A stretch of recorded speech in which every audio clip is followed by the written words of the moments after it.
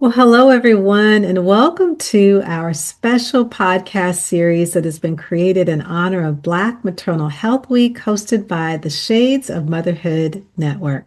I'm Dr. Akisi McMillan, and this week exists to center the voices, leadership, and lived experiences of Black mothers while advancing community-led solutions that promote healing, trust, and collaboration.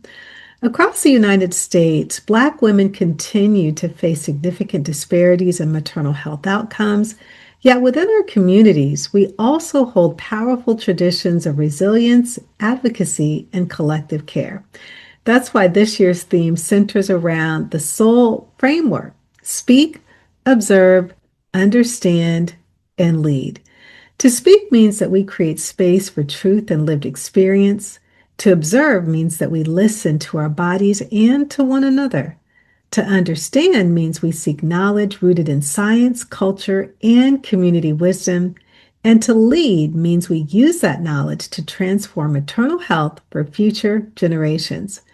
During this series, we're hosting expert interviews and talking about some of the most critical health conditions affecting Black mothers, including hypertension, sepsis, hemorrhaging, gestational diabetes, and maternal mental health. We'll discuss what these conditions are, the research behind them, how women can advocate for their health, and the role of community organizations like the Shades of Motherhood Network in supporting families. The conversation is about awareness, empowerment, and change. Because when Black mothers are supported, informed, and heard, families thrive, communities grow stronger, and generations are protected. Today, our conversation is with our special guest, Prosparetti Coleman. And for those of you that may not know Prosparetti, I'll share a little bit about her background.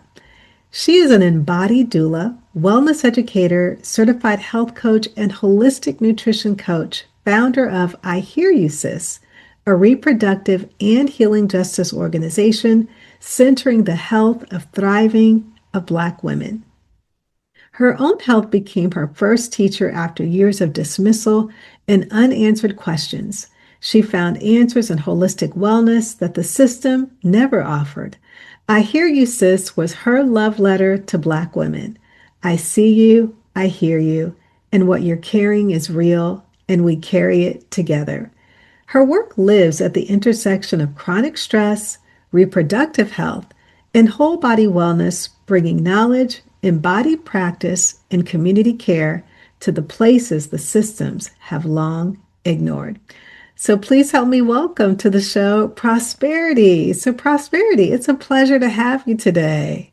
Yes, thank you so much for having me. I'm looking forward to this conversation today. Oh, and just, reading your introduction and thinking about the key word that you shared, that this is a love letter to Black Mm, women. And that is just so special because so many Black women, as you've shared, feel unheard, uncared for, unappreciated. And so, talk to me about the love letter and how you actually begin to write it for our Black women. yes, absolutely. It was just a situation where I had been experiencing some health issues myself, and I had gone to the doctor many times over and over again looking for answers and really not feeling like I had a space where I was heard, where I was validated, where my experiences were uplifted and believed. And it wasn't until I went to a functional medicine doctor because I had heard and read and been looking for answers that um, I was looking for answers to figure out what was going on in my body. And so through functional medicine and holistic health, I found answers. And for the first time in years, I was actually listened to, and the doctor heard me and spent time, um, validating what I had been looking for years. And so through that experience, I mean, I know my experience was not only my own from, being in community to listening to other women's stories. I know my story was not a isolated experience. And so I wanted to take that knowledge that I had learned and share it with the community and help women to understand also that it's like we have the power to heal ourselves. Mhm. Functional or Western medicine is a tool and very much needed. But also there are answers in other areas. There's answers in community. There's answers within our ancestors. They knew how to heal. They knew, a way of being. They survived. They had a lot of resilience, and so it's just bringing all of those pieces together and saying all of these pieces are a part of our healing. Mhm. And that letter was written because it's like, I know what that pain felt like. And I knew a lot of other Black women understood that pain as well. And so it was really just this process of bringing that to the forefront and saying, I hear you, I see you, and let's go on this journey together. And I really believe in, I mean, my experience was an isolated one. I felt very alone. Yeah. That was another reason why I wrote this letter is because you don't have to do this alone. We can do this together. We can bring up all of our resources and all our Black girl magic, and we can heal together. So that was the beginning of I Hear You Sis and the letter that I wanted to write, and just know that, Black women, I see you, I hear you, and you are beautiful, you are loved, you are valued, and you are worthy of healing. Hmm. And it is a much needed love letter, especially within our communities, because even as you're sharing your own experience, that within Western medicine, there are some things within it that it has been beneficial. But for the most part, I think that medicine here in the Western world has become something that it was never meant to be, to where now it's more focused on business, it is more focused on prescribing, it is more focused on really not looking at the person holistically, where functional medicine really gets to the root cause of what it is that you're experiencing, which it sounds like it was of benefit to you because you were able to get to the root cause of the problems that you were facing, Yeah. with your health. And so women need to know that there is an alternative outside of what we are being offered to receive the solutions and the answers to become our own health advocates. Yes, absolutely. Hmm. And one of the things that you shared too is that your work lives at the intersection of chronic stress and reproductive health and whole body wellness. So, can you talk a little bit about chronic stress, Prosperity? Yeah, absolutely. There's a wonderful author that I read her book a couple years ago. It's called Restorative Yoga for Ethnic and Race-Based Trauma by Dr. Gail Parker. Mm, And she talks a lot about the impact of chronic stress on the body. And specifically for people of color, we have the impact of stressors that many other groups have, family, work, school, and those things are, things that most people probably experience. But on the other side of that is the impact of chronic stress for communities of colors, but I, like to speak about my own experience as a Black woman and the impact that stress has. And she talks about how with chronic stress, because we're, no matter where we go in the workplace and school, I sometimes say just walking while Black, you yeah. know.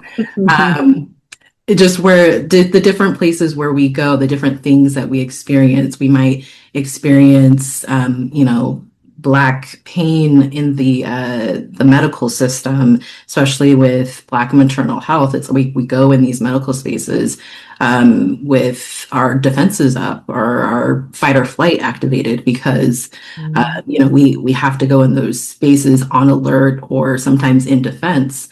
yeah. Or if we're seeing, Black violence on TV. We're seeing harm to Black bodies, which we always historically have seen, and we know that that's a part of our history as well.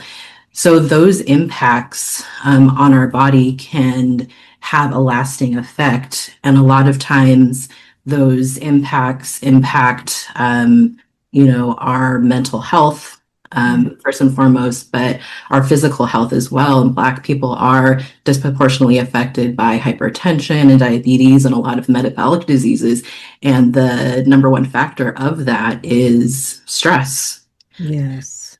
heart disease as well. And so it's like all of these impacts. And Dr. Parker talks about how when we don't have the capacity built up to go against those stressors, that it gets embedded in our genes, embedded in our body.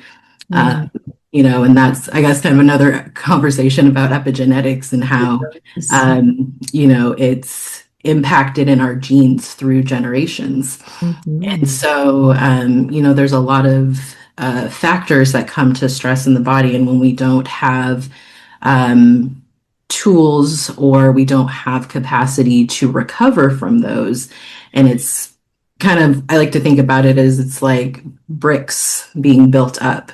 Yeah. And if you have all those bricks built up and you're not able to complete the stress cycle, when you're constantly in fight or flight, when your cortisol, your stress hormone is constantly elevated, then there's not a lot of room for healing. There's not a lot of room for restorativeness.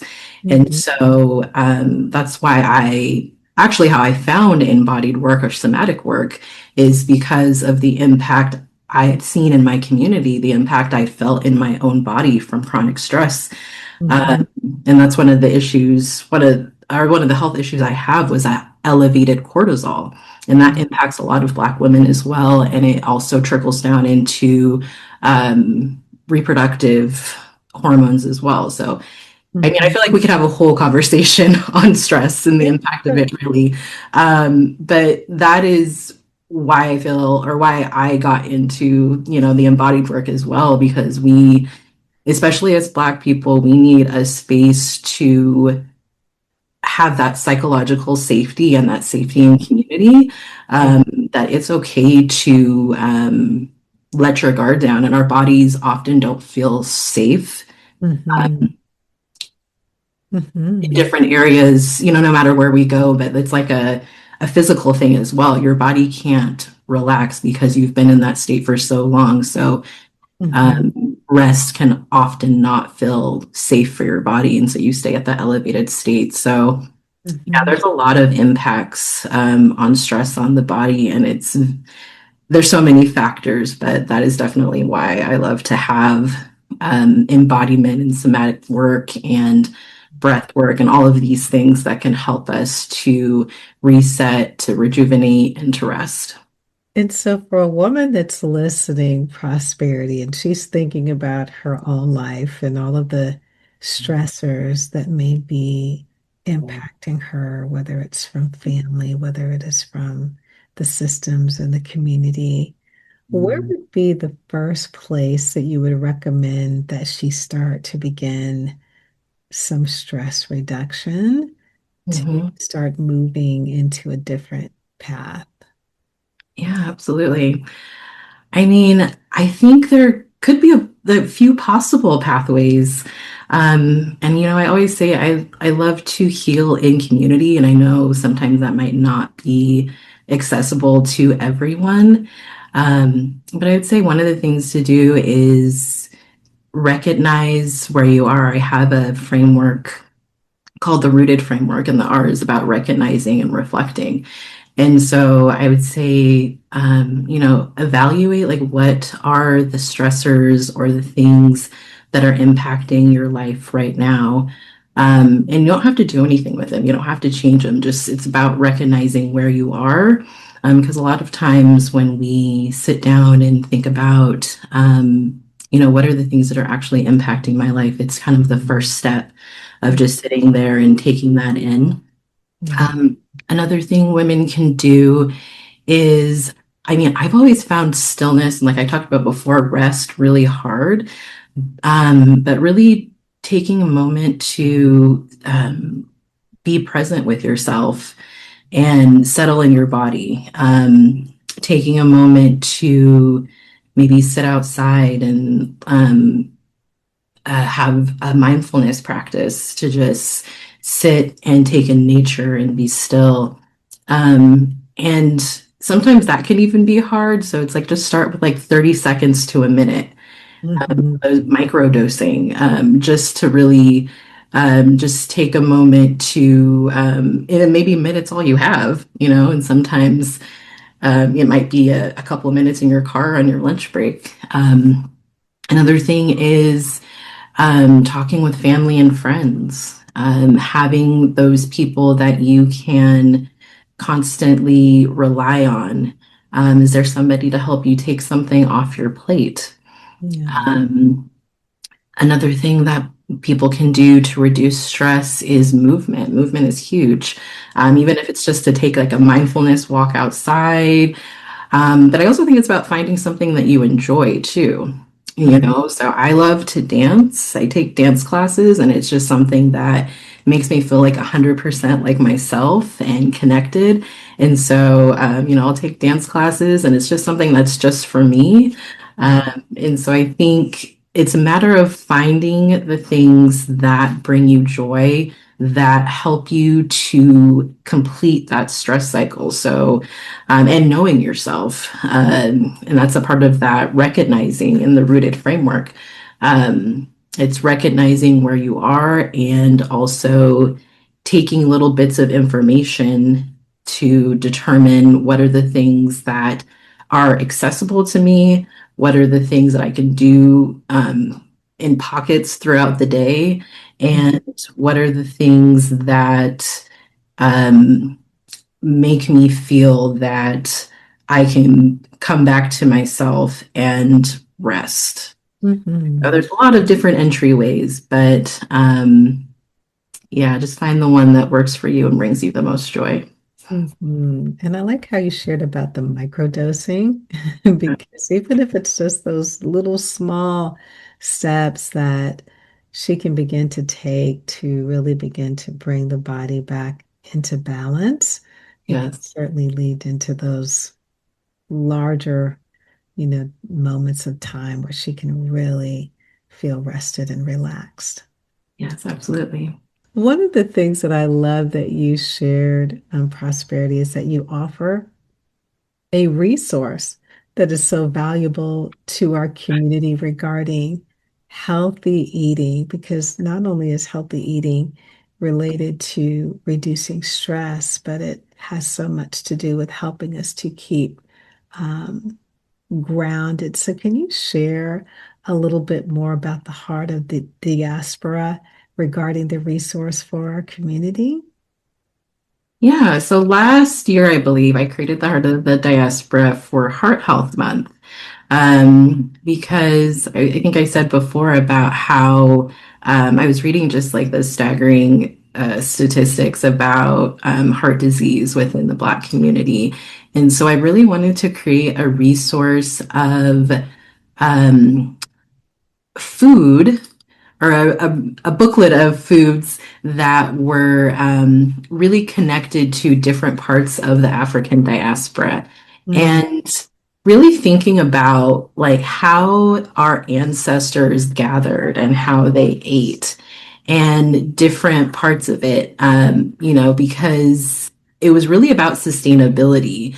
And they prioritized what they grew, what they sourced. And so I wanted to connect that and then also talk about our Black American traditions too and what that looks like, because I often think that when we think about soul food, we think about, the fried food, the salt, the chitlins, the greens with the ham hock in it. Like that, I love. Like my mom made that yeah. last weekend for Easter. I was eating that up.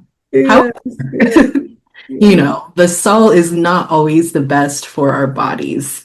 Mhm. And so I think one important thing to also talk about is that even though we have those Black African soul food traditions, It's also part of our history. Hmm. And soul food I think a lot of times we associate soul food with unhealthy food, but our soul food is health food. Yeah. We have the like black eyed peas, we have the greens, like all of these things have nutrients and sources of fiber and protein.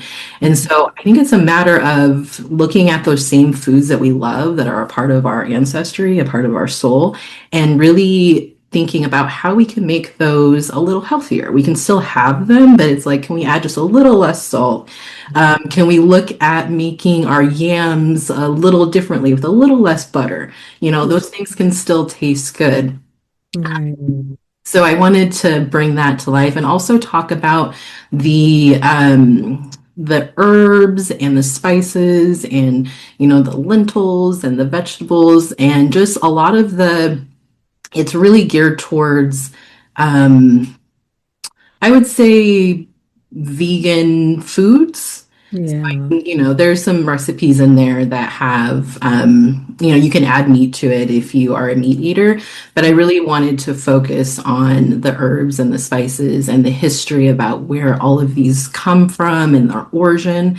And it's just really interesting to look at like all of the wonderful food that the African diaspora brings from, okra to catfish to Nigerian jollof rice. There's Yeah. so many different things, and also just what are the health boosts that we can get through all those as well. So it's just such an array of like colorful foods and spices that are really nourishing for us. And so I wanted to bring a resource that honored our ancestry and just really bring forth that all of these foods are really healing and they're a part of us. Hmm. And that's so good because not too long ago, I heard someone say that in order to go forward, we've got to go back and have Mm, really traced our history when it comes to the food and bringing that to the forefront and just showing that these foods have always been nourishing. They've always mm. been grounding and really getting back to what has always been beneficial to our health. Yes, absolutely. Hmm. And so, for anyone that would love to obtain or get their hands on this resource, where can they go to access this? Yeah, so they could go to my website. It's www.ihearyousis.com. And it is an ebook, so you can just download it or you can print it out. But it has 27 pages. It has about 8 recipes, a shopping list for heart healthy foods, and some shopping tips and holistic living for heart health. So you should be all set to have all of the things that you need to create a heart healthy food inspired by the African diaspora. Oh, that is wonderful. And again, that's at ihearyousis.com. Beautiful. Yes. As we're thinking about Black Maternal Health Week and our conference theme being wrapped around the framework of speak, observe, understand, and lead, from your perspective, in the work that you do, what message would you want to share with women who feel unheard or unsupported? Yes, unheard and unsupported. What I would want women to know if they feel unheard or unsupported is that you are not alone. I think a lot of times, especially um, within our communities, it's like even though there might be a lot of people around, it can be easy to feel alone and feel like you don't have support, especially navigating the healthcare system as a Black woman can be very, very difficult and very lonely and frustrating. And so I just want you to know that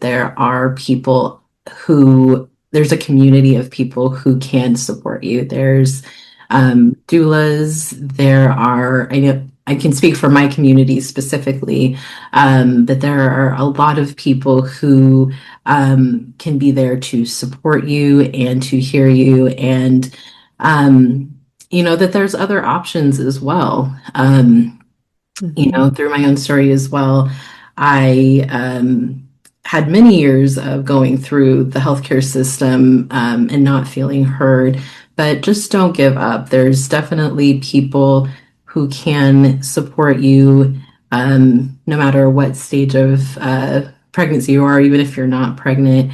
You are not alone, and you deserve to be heard. You deserve to be loved, and you deserve all the support in the world. And that support is so important as you've been sharing. And so, even in the work that you do as a doula, providing that support to women, what is your favorite part of the work that you do as a doula? Oh, wow. I think there's so many, actually. It's hard to choose a favorite part. Mhm. Um, but I would say, wow.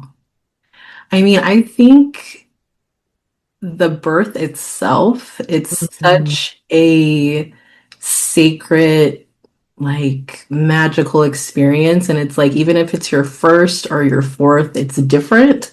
Yeah. And just to be trusted to be a part of that moment and to be a part of that woman's world as they bring new life into the world, Mhm. it's just so special. And so I really love being a part of the birth experience. But I think also just being a person that is there for the birthing person as well. Mhm. Just to know that they have, some kind of ease, knowing that, they have a person in their corner who's going to not only support them, but advocate for them and do all of the things to make sure that they have the best birth outcome possible. And Mhm. so, yeah, I think a lot of parts, but I think it's just like that wholeness of being able to walk alongside a woman at, one of the most sacred times of bringing life into the world. Mhm. Yeah, no doubt. I mean, just being present in the room and as you said, just bringing new life and being a part of that process is so beautiful. Yeah. And so I'm sure that, being a doula, the support that's there, something that you shared is about the preparation work that goes into the support for women that are about to give birth that you call the birth preference experience. Yeah. Share a little bit about that preparation work and what that looks like. Yeah, absolutely. And so the birth preference creative experience, that I created because when I became a doula and I saw the work that was being done in the process, a lot of it is clinical. So it's a lot of paperwork. It's a lot of, we have like one-on-one meetings with people as they're preparing for birth. And what I saw within that was not a way to fully be present in the experience of what it is to prepare for birth. Mhm. And I wanted to create something that really spoke to the creative, reflective, embodied part of birth. Mm. And so I created the birth preference experience so that people can go through birth preparation in a way that really speaks to them. Mm. Because when you create a birth plan, it's okay, who do you want in the room? Um, what do you want the first hour after birth to look like? Which is, those are all questions that we need answered. Do you want your cord clamped? Do you Yeah. want pain medication? All those are necessary for us to go over with our clients as doulas. But what I wanted to do is to create something that lets someone discover their preferences and honor their way of their inner knowing and access a deeper awareness that, oftentimes lives beyond a checklist. And Mm, so, it's just helping women to connect to their own experiences for what they want for their birth. mhm, And the birth preference experience, it has four elements. And at the end, you can do a traditional birth plan if you would like. mm, But it talks about how do you want to feel? So exploring support. Theme two is about your birth space. So exploring your environment, comfort measures. And then theme three is about meeting your baby and early postpartum. And then mm, theme four is your journey and the birth meeting. So it really just creates a comprehensive picture of all the birth preferences.